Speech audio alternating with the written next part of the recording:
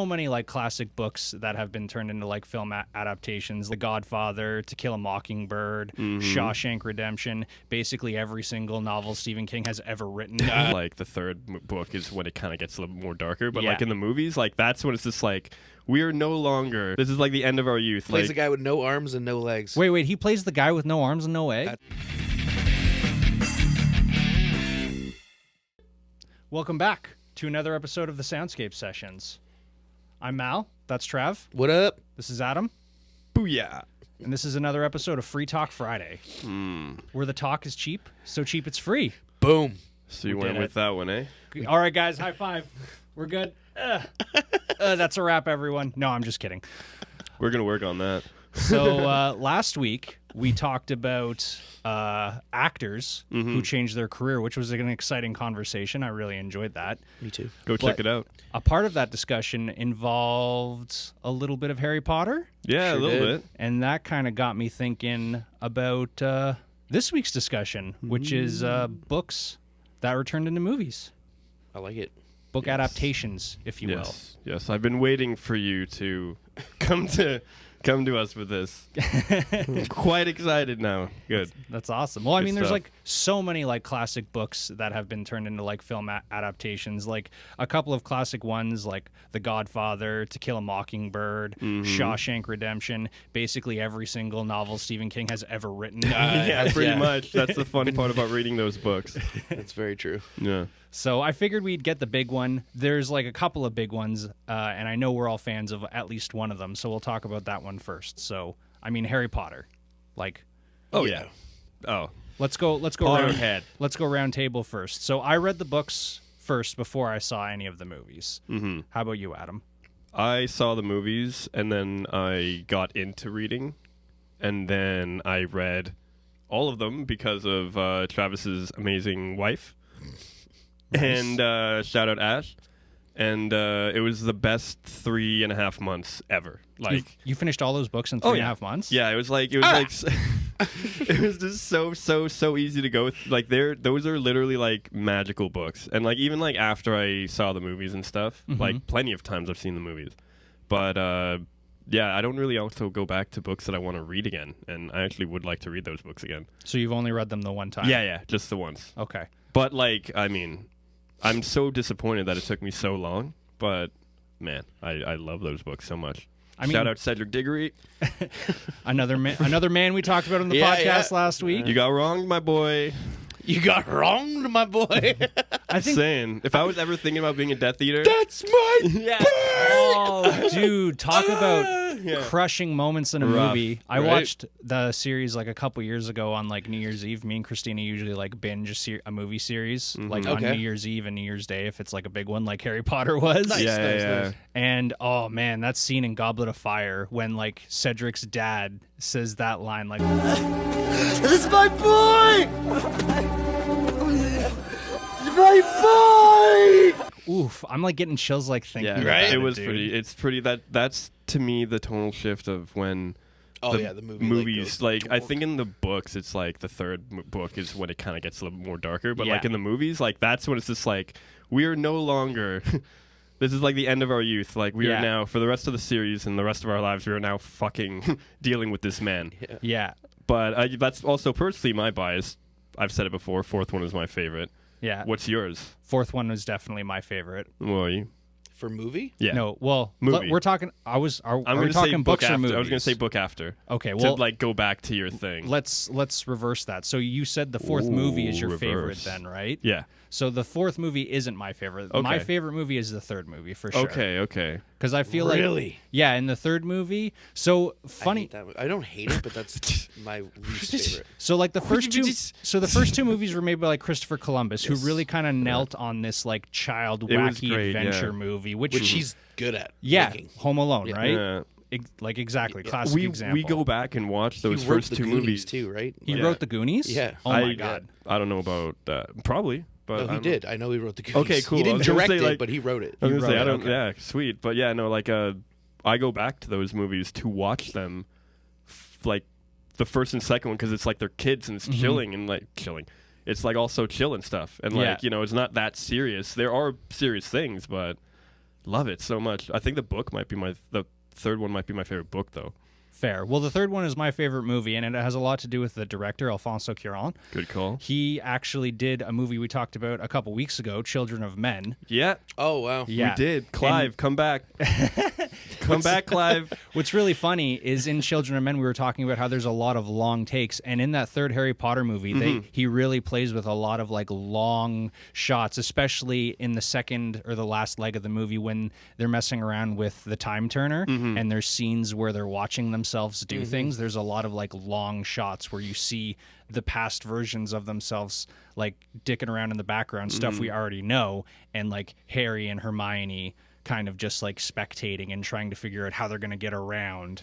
And it's just like, yeah, the third movie is definitely like my favorite because it's like really like, yeah, the fourth one is like where it really takes a darker tone and like a more adult tone. But like the third one is like the still kind of fun, but they're growing up still a little bit. And like they're wearing like more everyday clothes in that one. In the first two movies, they really stuck to the robes a lot. That's the cool thing how each director had their own like specific kind of take on it and stuff. You can tell throughout the movies like which director kind of did what because they're just completely different, not completely different styles, but I love that too because I forgot that like in the third one they're just like, yeah, man, like you're year 3, like act like you're in year 3, dude. Like, you're not wearing your no kid wears their uniform like perfect, like exactly, unless you're a nerd or a geek or whatever. Oh god, yeah. So I guess whatever that he was. the one who chose to move Hagrid's hut too.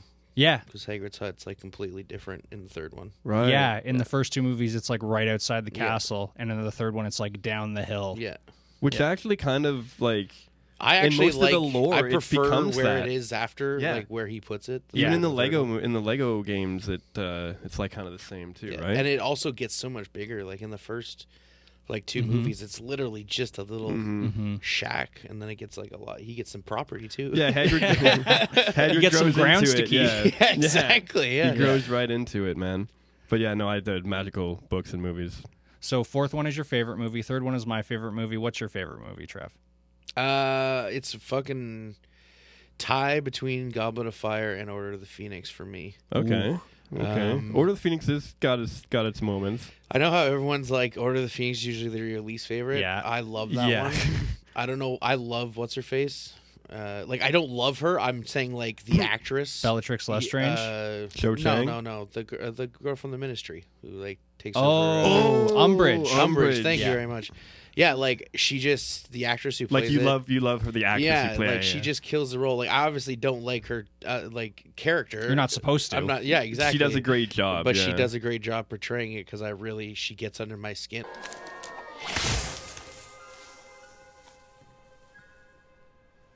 Like, yes, it's funny because like in a world arguably where Voldemort is like the most hated person, if you put like a poll, like people would probably say they hate Umbridge more. Yeah. than Voldemort. Probably. Yeah, you're absolutely right. Like, yeah, for sure. And she's just the worst.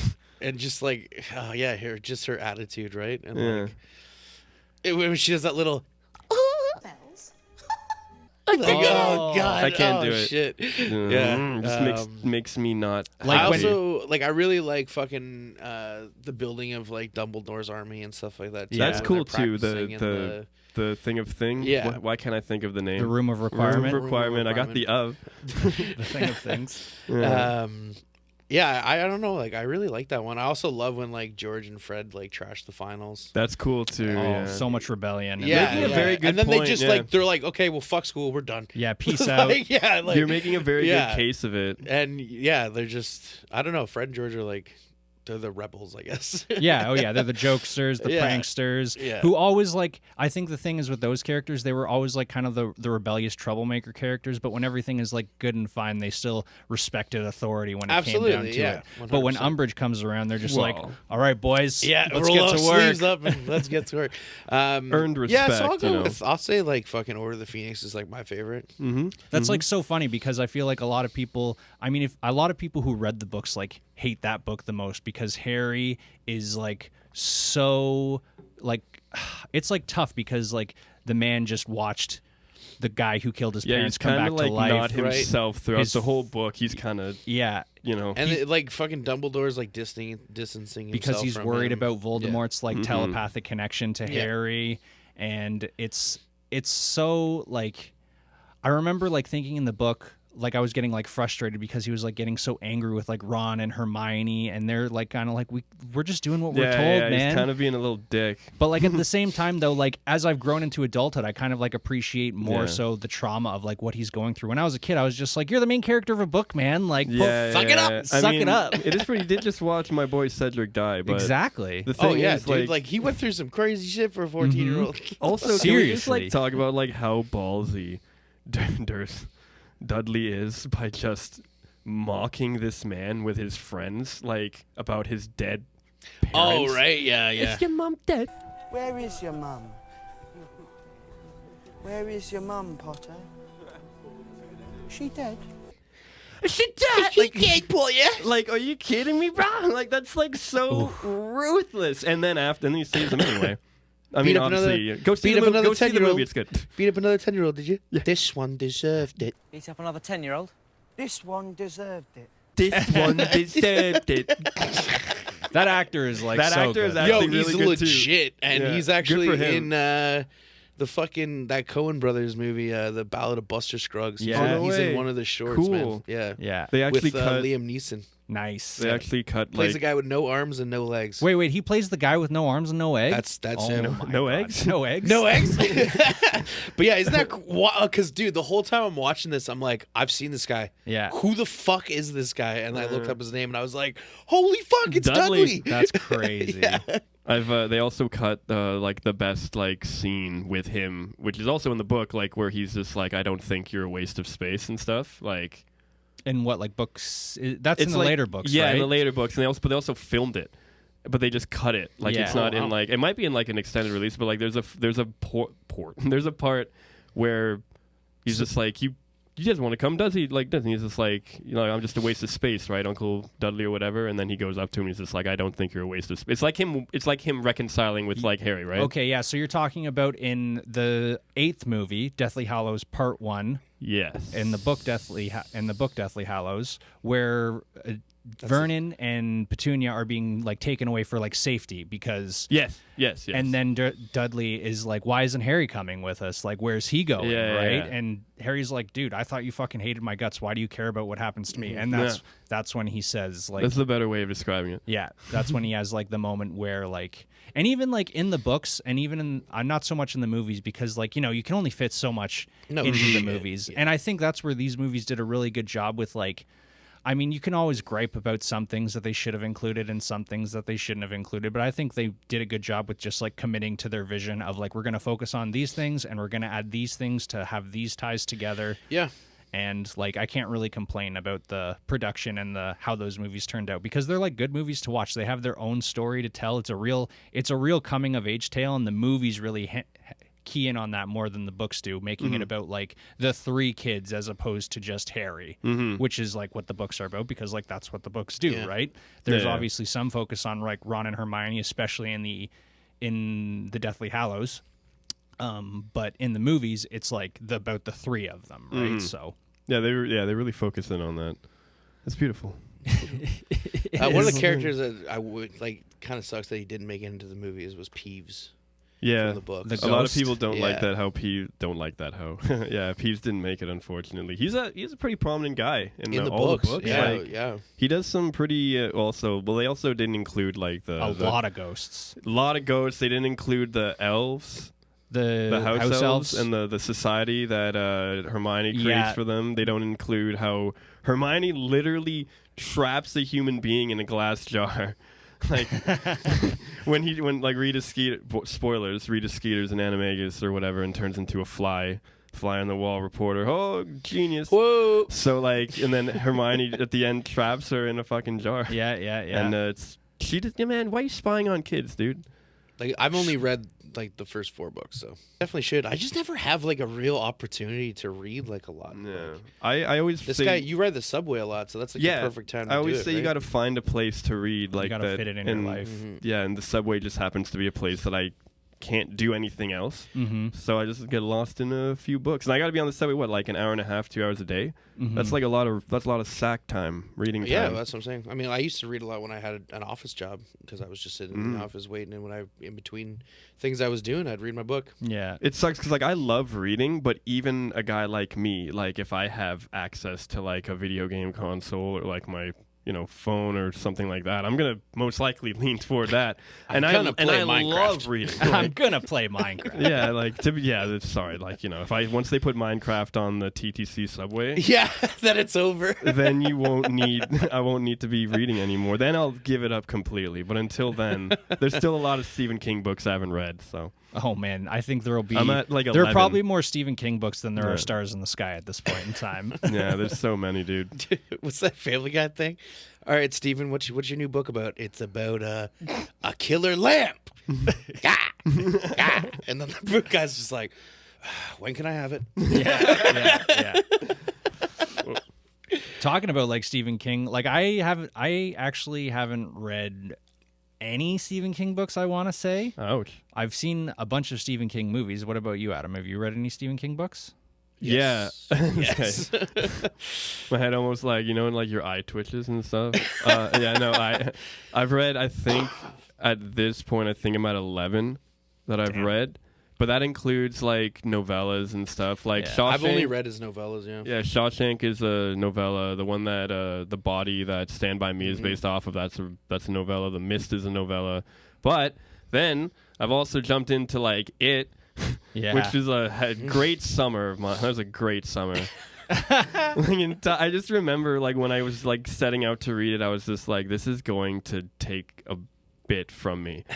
Not as much as Moby Dick did, but it took a bit of me, and then I had to like wind down afterwards. But yes, I've read kind of like I read most of the classics, I think. The Shining. Yeah, The Shining. I've read It. I've read Christine. I've read there's so many. So of those three that you mentioned, have you seen all the movie adaptations for those? Yeah, I've seen all the movie adaptations except for Doctor Sleep.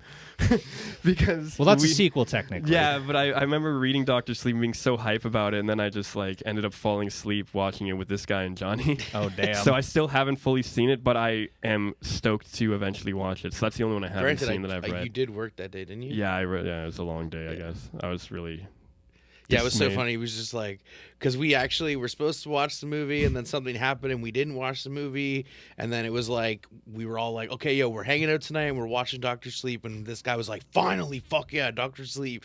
And we put it on, and like half an hour later, he's like falling asleep in my wheelchair, just like. And it sucks because it's like a 3-hour movie. So like, yeah, it is like, a long I got one. like a decent. It is a long movie, but I really enjoyed that movie. I thought it was a really good movie. I've seen it. I thought it was pretty good. I'm really excited to eventually see it, but I mean, there's also a few others like Salem's Lot and stuff, and then there's so many. The one that I recently read was The Long Walk. And that one I think is going to get a film adaptation soon, but that's the one where it's just like you can't stop walking past 4 miles an hour. You get 3 warnings. If you blah blah blah 100 kids, you get shot. Oh damn! I really really like enjoyed that one. That was like my 11th one, and I was just like, this one might be like top tier. I don't know. I think it might be fucking The Shining might be my favorite, but. There's so many good ones. Sorry, I'll talk about this forever. Don't make me do this. Well, I just want to know, I guess, between like, I guess the two, because I'd say they're probably his most famous, It and The Shining. Mm. Which, like, book or movie for either of those? I mean, honestly, like, okay, so it's like I've been waiting so long for somebody to ask me that question. To be completely honest, like, The Shining as like an adult, I like kind of appreciate more, but like it fucking changed my life. Books, right? The movie, the original thing, and then the book fucking like changed my fucking life. Like just not like in a crazy sense, but like my fear that turned to hatred of clowns derived from that watching Tim Curry play Pennywise. Oh man, the OG and then one. My obsession with that shit became afterwards with like when Skarsgård played it, and now they're come up with like a new series and stuff. And like I just love the idea of this. He's like this ultimate final thing you just can't kill. It's just like impossible to kill. I won't spoil it, but Yeah, I'd Well, have to go. we I'd have to spoil go a million things in this. You're right. Well, I won't series. spoil that though. But yeah, I'd have to say it. I'd have to give over The Shining. Yeah, Pet Sematary too. You have to throw that in there. That's a great book too. fair. But yeah, So got a little gravel in my voice. Sorry, got a little. he's getting emotional. Take a drink of water there, bye. Yeah, my soundscape session soon to be available thing. There you go. So another, I don't think you guys have seen these movies, or I know Travis seen at least one of them recently. But like The Lord of the Rings is another like book to film adaptation that is kind of like, how can we not talk about that? You know, I feel terrible. I've not seen or read anything. that is terrible. It is. It's just not my lore. I do feel ashamed of myself. I just never. Yeah, I feel bad. Like I didn't mind the movie, but like You only saw one though, right? I've only seen the first one, Okay, I saw the third one. I have to say, I have to admit that. and I didn't mind it, but like I could never read a book like that. Yeah. Ever. I mean, yeah, it's a pretty big boy. Yeah. I mean, to be fair, like I read those books as a kid. I've read them as an adult, and yeah, they're definitely written in a very like biblical, old school kind of storytelling that I think. I don't know, like there's like a whole society of like Tolkien enthusiasts and like Tolkien academics There's who three like of them? study.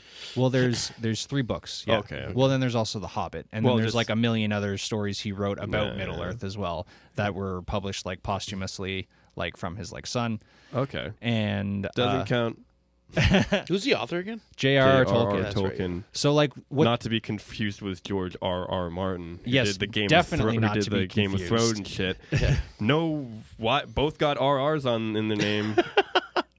Both made things anyway. Whatever.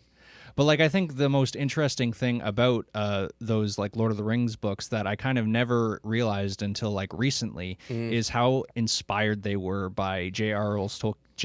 Tolkien's time, like in I think it was World War I. Oh, Okay. Yeah, so like a lot of the themes present in those books about like evil, like kind of like taking over the world and like man being obsessed with like war and the need for like this like little unsuspected hero of like a hobbit, which is like really when you look at like the scope Yeah. of fantasy creatures, like A Hobbit, really? yeah. Exactly. A I get hobbit it. I get it. saves the world because the hobbit is the only one who like it's like the ring is like definitely an allegory for like greed and the greed of like man and like industrialism and capitalism and consumerism and everything that kind of like gave rise with the age of that came with like World War I. Anyway, it's just like really interesting to kind of like go back to those books as an adult and even then to watch the movies and like see just how like these themes are like represented and like how when I was a kid it was just like cool to see like orcs and like elves and like they're riding to battle and it's like glorious and it's just like Who's that bad guy that looks like Super Shredder?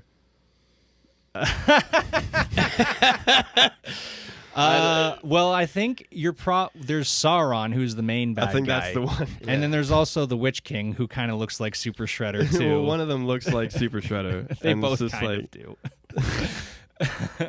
I think the Big Show plays Super Shredder.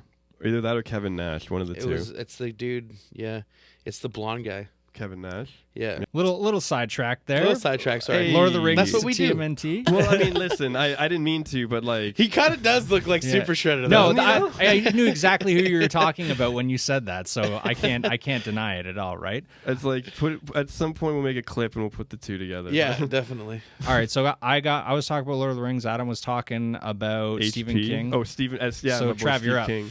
I'm up, eh? Oh my god. I mean, one of the very first books that I ever read in school was Holes. Ah. And when that was becoming a movie in the early 2000s, I was really excited about that because I was like, holy crap, I read that book when I was like 7 or 8 years old. Mm-hmm. So, and then it was good. I actually liked it. I mean, I enjoy Shia LaBeouf. So People say they really like that movie. I've It's never a seen decent it. movie. But, Like, yeah, definitely. Like, I mean, again, you can only put so many things in from a book, but Have I you enjoyed it. read or seen The Outsiders? yes, I have. Both? We did that in school. Yeah. Have you seen the movie? Yep.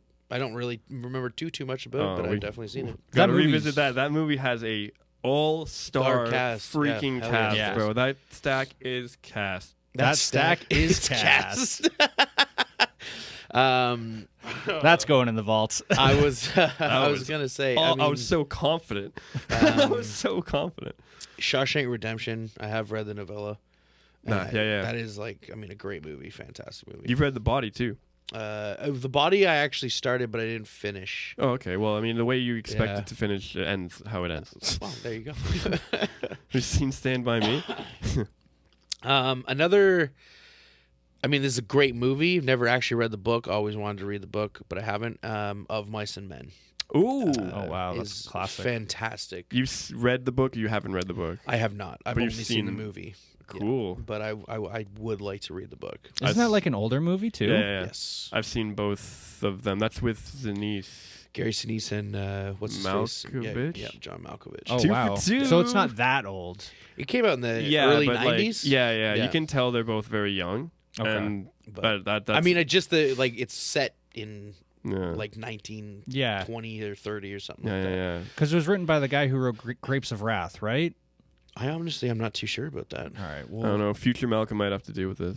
But that was that's the one of like honestly the one memory I have, earliest memory of crying to a movie is Oh. of Mice and Men. That's Yeah. a rough. That's Oh a my rough God. one. That I've can- never seen it. Dude, it's just like never even read the- I'm well- I'm an adult and I'll still watch that movie and there's still points where I can't help It's but because cry. it's just so unfair. It's They don't fucking- understand. It's so They- sad but at it's some just, points, yeah. man. Like it's so disappointing. honestly just breaks your heart. Well, it's because you spend the whole entire fucking movie like falling Yeah, in love it's with these true. characters, right? Anyway, No, Yeah. I mean that's like fair. I feel like movies that like oh shit. that offer an emotional release, like man, I don't know, like that's like one of my favorite things is like putting on like a movie and it like hits me so hard that I just like I remember I was watching this Studio Ghibli movie, Ponyo, Ponyo, I've never seen. and there's this scene where so there's like this like fish and like her dad's a magician and she wants to become a human. It's ridiculous. It's a Studio Ghibli movie. So she becomes a human and she makes friends with this little boy, and then she gets taken back into the ocean, and so they live on like coastal Japan, right? Okay. So in like tsunamis, like Yep. tidal waves are like a big thing. And there's this like scene where the little boy's like mom is at work and like a tsunami's coming in and she's like driving them home, right? And the tsunami is like these big animated like cartoony waves. It's like really told from this perspective of like the child. Okay. And like the child has like no clue how much danger they are in, right? And she's just fucking motoring it to like Nice. get That's home. cool. And like you can the little girl who's like in the fish is like trying to make it back to like this little boy and her mom who's become like her found family, right? So the little boy like sees the girl, the fish in like this little girl form, like chasing after them in the waves, and he's just like, what's this? And at the end of it, they make it home and the little girl comes like riding out of the waves, and like the little boy just like recognizes her as like his fish. He's just like, oh, Ponyo. And like, dude, that I just fucking Just got you. bawled my eyes That's out, man. dope, man. We had to like pause the movie. Christina was like, "Are you okay right now?" I was like, "Oh my god, I need like 10 minutes." That was so special. It No, just man, hit me. yeah. Oh, dude, I'll do you I one. fucking love when movies can do that to you. Yeah. Okay, well, first of all, every time that Kevin reunites with, sorry, what's the actress' name? Home Alone. Mother. Oh, fucking what's her face? Catherine O'Hara. Yeah, every time Macaulay Culkin meets up with Catherine O'Hara at the end of both the first and second movie, because of obvious personal reasons, fucking dead every time. Ugly cry. And then Ugly cry. me and this guy, this goes to show how good of a friend like this guy is, because he knows me and he's just in my history or whatever, and he's just like he like, okay, so we watched What's Eating Gilbert Grape. Yeah. That's a fucking incredible, amazing movie. Also but, like, based on a book, I'm pretty sure. if it is, I'd love to read it. We'll get it to it. We'll get down it, here. yeah, we'll get put it it to in it. the future Malcolm, but like that movie made me ugly cry, Oh, like yeah. in front of in front of Travis, and then I feel as though like he's seen the movie too, but I saw him tear up a little bit too, and I was just like, oh wow, this guy's seen this movie like plenty of times, still got him, and I was Oh, like, yeah. okay, I don't feel bad about crying anymore. man. Yeah. That movie, Johnny Depp, Leo. You seen that one? Yeah, I watched it with you years Oh, ago. okay, when we okay. Did lived you cry together. or did you just like? I mean, I think pretend you didn't. I'm like pretty I did? sure I was like so stoned out of my mind. And you're just like, I thought this movie was about grapes. Yeah, no, This seriously. is about grapes. So we're watching And now this guy's fucking doing this shit. I thought we were doing the Grapes of Wrath. Yeah, no, that's another fucking one of those movies, dude, where it's just like you like I think I warned you though, because I remember like telling you this is a great movie, but it's like it's heavy. Mm-hmm. Yeah. It's You can't just God. watch this movie and like it won't like take a piece Yeah, of your no, it's soul. but you're like you feel. It's not one of those movies where you feel like dirty afterwards. No, it has you feel like it therapeutically like helps you like. I don't know. Yes, it's weird. It's a fucking great movie though. Definitely go watch it. I like the fake out. Like I mean. You know, spoilers. Okay, like I mean, it's a fucking 25-year-old movie. If you haven't seen it now, we talk about so many movies. There's so many spoilers. And on you know, this show. spoilers. If you haven't seen it, skip past this part and come back. We're gonna chapter this one. Don't worry. Like, yeah, the biggest fake out being, you know, the whole movie. You're thinking Leonardo DiCaprio's character is gonna die. Yeah, and then you know the fake out at the end, the mother does. Yeah. So it's like. I don't know. I thought that was really good because the whole movie you're expecting something's gonna happen to Arnie because they keep telling you like doctor says he can go any day now. Yeah. Any day. And then it ends with like him not and like another year passes and Arnie's doing fine and I don't know like the ending to that movie too is really really good for it's like a closure. fucking pretty depressing movie. It's pretty fucking. It's incredibly depressing. But that's the thing. Like in the end, now they're like unfortunately that's why, you know they're not. It sounds shitty, but like their mother isn't necessarily holding them back anymore. Now they can 100%. You know, they can all do what they want to and do. a few people, you know, I guess in the audience can relate to that. So absolutely, man. I mean, say, dude, it's like when things become a burden. Like I know we're getting off topic here, but it's like you know, my grandfather when he towards the end of his life, you know what I mean. Like he was no good to anyone, and like no good to himself, and like all it was just a lot of work to take care of him. And you know then when he went, it was like a blessing in disguise, and it was like a weight was lifted for like a lot of my family too, because then they didn't have to worry about him anymore. They didn't have. It's not that they didn't, you know, weren't sad that he passed away. Of course, we all love him, but like, you know what I mean. It's just like. It's a lot, you know what I mean? So going through something like that is like hard on the entire family. Absolutely, so many different ways. It's just like it's hard for the person who's like dying, but like it's hard for the people who are like watching a loved one die as well. Absolutely, right. And the thing is like when someone dies, it's like whatever you want to believe, they go to a higher place or they don't. It's kind of over for them, whereas everyone else has to go on, has to go on, right? And that is its own kind of like burden and suffering too, right? Exactly. The life must go on. And that's why we watch movies, so we can absolutely. So we can like I'm definitely a big fan of like watching movies that like remind me of like parts in my life or like allow me to like self-reflect on like parts of my own life. And that's like, you know, like why I think like books also make some of the greatest movies, because like books like I remember reading this a long time ago, like when I was like young, and like writing advice was like, it's hard to write something when you're young because you haven't really been through you don't experiences, right? Yeah. And then when you've been through life and you've experienced things, you are kind of like in a better place with a story to tell because you kind of know what you want to say. Maybe you want to talk about like how you got over a loved one's death or how you overcame addiction or how like you like made your dream job come through, right? So yeah, I mean, as much as I want to see the movie on what color crayon you chose to to pick for your scrapbook when you're 10, yeah, and they're absolutely right, man. Like with time comes experience, and with experience is where you can tell a good story. Well, yeah, it's like goes back to that Eddie Murphy joke where he's just like, I wanted to be a comedian like all the time, like ever since I was a kid, but the only thing I had done back then was like take a shit.